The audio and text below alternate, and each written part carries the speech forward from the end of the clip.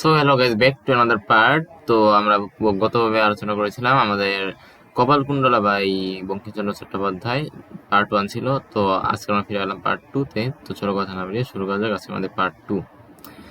যাত্রীরা সবাই মহা উৎসাহে নৌকার বাইরে এসে দাঁড়ালো। সবার চোখে প্রশ্ন, কোথায় এসেছে, ডাঙা কত দূর, বিপদ কেটেছে তো? পরম স্বস্তির সাথে সবাই দেখলো সূর্য উঠেছে, একেবারে কেটে গেছে কুয়াশা, বেলা 1 প্রহর পেরিয়ে গেছে। যে জায়গায় নৌকা এসে পড়েছে সেটা ঠিক সমুদ্র নয়, বড় এক নদীর মোহনা। সেখানে নদী যে এরকম চওড়া তেমন আর কোথাও নয়। নদী এক তীর নৌকার খুব কাছে, বলা যেতে পারে মাত্র 50 হাতের মধ্যে। কিন্তু অন্য তীরের চিহ্ন দেখা যাচ্ছে না, একমাত্র এই তীরের দিকটিতে ছাড়া আর যে দিকেই তাকানো যায় অথই পানি ছাড়া আর কিছু চোখে পড়ে না। বিস্তীর্ণ জলরাশি দূর দিগন্তে আকাশের সাথে মিশে গেছে।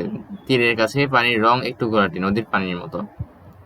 কিন্তু দূরের জলরাশি নীলাভ একটা রং ধারণ করেছে। আরোহীরা ভাবল মহাসমুদ্রে এসে পড়েছে তারা। তবে সৌভাগ্য উপকূল কাছে, ভয়ের কিছু নেই। সূর্য দেখে দিক ঠিক করলো অনেকে। সামনের পাড়টা যে সাগরের পশ্চিম তীর তাতে সন্দেহ রইল না কারো। নৌকা ছাড়িয়ে কিছু দূরে তীরের ভিতর থেকে দেখা যাচ্ছে ছোট্ট একটা নদীমুখ। ছোট্ট নদীটার এখনকার নাম রসুলপুরের নদী। দুই নদী যেখানে মিলেছে তার ডান দিকে অসংখ্য অচেনা পাখির ঝাঁক। তাদের কেউ আপন মনে বসে আছে, কেউ উড়ছে, কেউ আবার খুঁজছে। পার্ট 2। উপকূলে আরোহীদের দুশ্চিন্তা দূর হয়েছে, মহিলাদের কান্নাও কোথায় কোথায় পালিয়েছে তার খোঁজ নেই। মাঝিরা জানালো জোয়ারের দেরি আছে। এই ফাঁকে যাত্রীরা সামনে সৈকতে রান্না খাওয়া সেরে নিতে পারেন, পরে জোয়ার এলে বাই পথে রান্না হওয়া যাবে। যাত্রীরা সানন্দে রাজি হলো এই প্রস্তাবে। নৌকা তীরে নিয়ে ভিড়ালো মাঝিরা। এক এক করে যাত্রীরা নেমে গেল নিচে। অনেকক্ষণ পর শক্ত মাটির উপর হাঁটতে পেরে খুবই খুশি সবাই। শক্ত মাটির উপর হাঁটতে পেরে খুশি সবাই। হাত মুখ ধুয়ে গোসল সেরে নিয়ে নিল অনেকে। রান্নার জোগাড় করতে লাগলো দুই একজন। সবকিছু ঠিকঠাক মতো চলছে, চাল ডাল ধোয়া হয়ে গেছে।